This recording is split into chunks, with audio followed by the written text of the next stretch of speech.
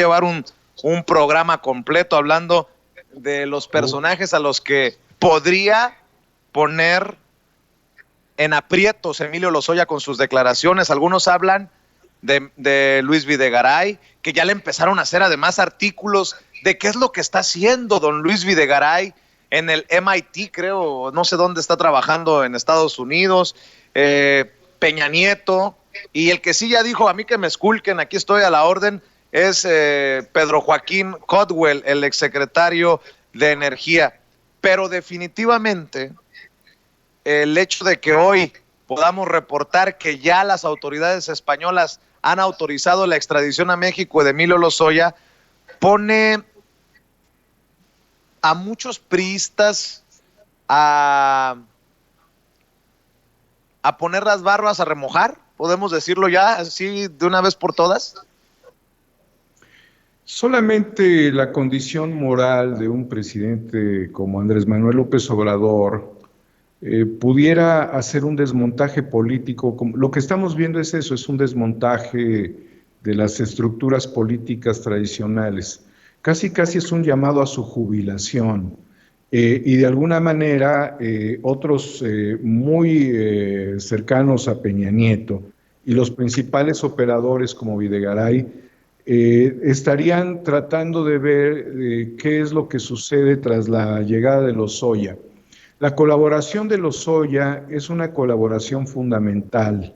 Son muchas cosas las que pasaron en torno a Emilio Lozoya. En el mundo, muchos personajes desaparecieron, fueron desaparecidos, para decirlo más claramente, por el tema de Odebrecht. O sea, muchos personajes, desde suicidios, homicidios, encarcelamientos. Ha venido esto corriendo desde Sudamérica hasta quedarse en México prácticamente en un stand-by, ¿sí? En este momento, la llegada de él va a reactivar tanto el tema de Odebrecht como también el tema de Fertinal, hidronitrogenados, que son empresas que se vendieron por encima de lo que valían en esta serie de operaciones en donde pues estaba muy clara la posición del exdirector de Pemex. Pero la colaboración de él pudiera dar directamente a la campaña de Peña Nieto, ¿sí? Esta figura de Peña Nieto venía siendo soportada estratégicamente, no necesariamente por un personaje como el exsecretario de Pemex o quien fue en su gobierno secretario de Pemex, sino principalmente por la figura de Videgaray, ya que Videgaray, junto con Pedro Aspe, tenían una empresa dedicada a la reestructuración de deuda. Este tema ha sido muy señalado, Vicente, porque muchas de las reestructuraciones de deuda eran otros acuerdos, eran acuerdos de subestructura. Los gobiernos tenían compromisos de deuda, se veían en incapacidad de pagar, necesitaban abrir nuevas líneas de crédito, comprometían el presupuesto de la federación que les era asignado al pago de deuda y tenían nuevas aspiraciones de endeudar para generar riqueza de muchos políticos. Esta situación era pues claramente operada por estos coyotes bancarios, financieros, como los que acabo de decir. O sea, es coyotaje del más alto nivel, porque obtenían enormes ventajas de las renegociaciones de deuda.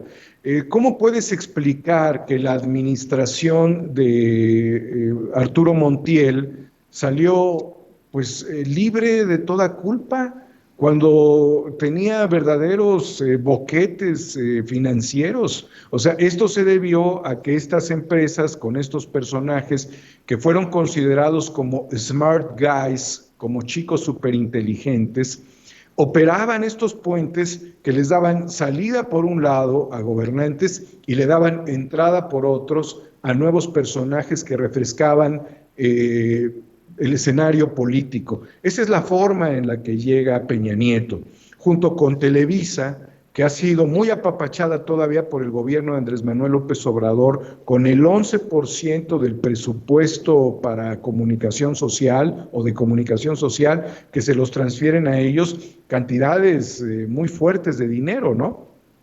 Y construyen esa telenovela, la telenovela de La Gaviota. Seguramente hubo hasta casting. Fue cuando se da el ataque y el divorcio de la actriz Lucero y cuando ella le entrega la estafeta de comunicación a La Gaviota. ¿Cómo nos chupábamos esas paletitas los mexicanos? Bueno, no nosotros, ¿verdad? Pero a los mexicanos, ¿cómo les vendían estas porquerías, estas idioteces de candidatos promovidos, lo decíamos con Toño anoche, como si se tratara de detergente, y con telenovelas muy emotivas cuando había sucedido una tragedia que fue la muerte de la esposa de Peña Nieto. Pero bueno, todo esto es una construcción que después se pasa al Congreso. Videgaray fue obviamente presidente de la fracción del PRI en el Congreso Federal y después, bueno, llega a este fundamental, importante nivel de realmente controlar el país. O sea, quien controlaba el país era Videgaray. El smart guy de El Peñato es Videgaray. Entonces, se pueden señalar muchísimas cosas en torno a estos personajes, como los recursos para campañas, el financiamiento a través de esta empresa Odebrecht. Se pudiese mencionar también todos los temas de evasión fiscal, se pudieran señalar también muchos asuntos críticos como las exenciones fiscales, los perdones fiscales, el no pago de impuestos. Se puede señalar desde luego también en las operaciones de Rosario Robles, de la estafa maestra. Todo es un monumentazazazazo inmenso de lo que el Peñato ha significado. Por eso Manlio Fabio, que era un estratega en el andamiaje, pues tiene este comportamiento. Pero la llegada de Emilio Lozoya preocupa desde luego a dos personajes, al que se pone una banda en la frente y come en Estados Unidos disfrazado, Enrique Peña Nieto, y al tecnólogo de la inteligencia artificial que durante 6 años no supo programar bien a su robot, Luis Videgaray. Oye, mi querido Daniel,